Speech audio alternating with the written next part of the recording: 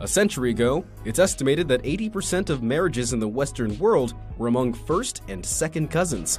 But that's hardly surprising. In a time where people hardly ventured from their home villages, your dating pool was smaller too.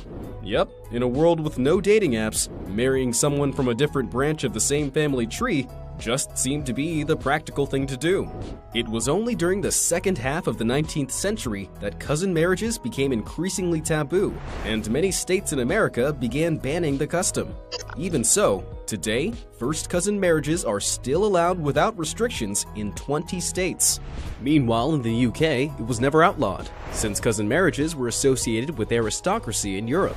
In some Eastern cultures, marrying among relatives is not only legal, but still widely accepted and practiced.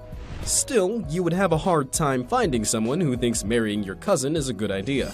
The reason for this has to do with the conventional wisdom that procreating within the same gene pool will result in offspring with birth defects. In actual fact, first cousins share only 12.5% of DNA, which is very little compared to the 50% shared by members of the immediate family. What that means is there's only 4 to 7% chance of children born to first cousins suffering from birth defects. That's not much, considering the risk for those who are more distantly related is 3 to 4%, and the odds decrease with distance. Real issues would only arise if subsequent generations continue to marry their first cousins, producing offspring with more and more common genetic material. So if you happen to like one of your cousins, go ahead and have kids with them. As long as they like you too, of course. Charles Darwin, Edgar Allan Poe, Albert Einstein, and many members of British and European royalty have done so.